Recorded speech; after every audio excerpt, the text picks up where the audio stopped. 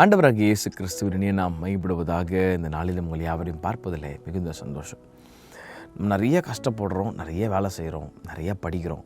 ஆனால் அதனுடைய விக்டரி எங்கே வருதுன்னு சொன்னால் தேவனிடத்தில் மட்டும் தான் வருது. அதை முதல்ல ஒரு விசுவாசி நம்பணும். வேதத்தில் ஒரு அழகான வசனம், நீதிமொழிகள் 21:31. எல்லாருக்கும் சண்டே ஸ்கூல்லேருந்து இந்த வசனம் தெரியும். குதிரை யுத்த நாளுக்கு என்று ஆயத்தப்படும், ஆனால் ஜெயம் யாரால் வருமா? கர்த்தரால் தான் வருமா. ஜெயம் கர்த்தரால் தான் வரும்.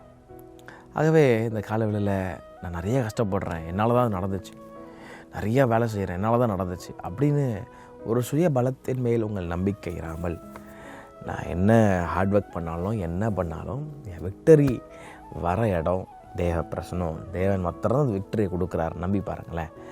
நீங்கள் உங்கள் ஹார்ட் ஒர்க் பண்ணதுக்கு, உங்களுடைய கஷ்டப்பட்டு வேலை செஞ்சதுக்கு பலனை கர்த்தர் உங்களுக்கு விக்டரியை தருவாங்க. குதிரை யுத்த நாளுக்கு என்று ஆயத்தமும் கர்த்தர் பட சொல்கிறார். நான் கர்த்தர் எல்லாத்தையும் பார்த்துப்பாருன்னு சும்மா உட்கார சொல்ல, சோம்பேறியாக இருக்கிறது கர்த்தர் வரல விரும்ப மாட்டார். ஆயத்தப்படணும்னு சொல்கிறார். குதிரை யுத்தத்திற்கு ஆயத்தமாக்கப்படணும். ஒரு யுத்தத்துக்குள்ளே கர்த்தர் உங்களை கொண்டு போகிறாருன்னா ஆயத்தமாகுங்க.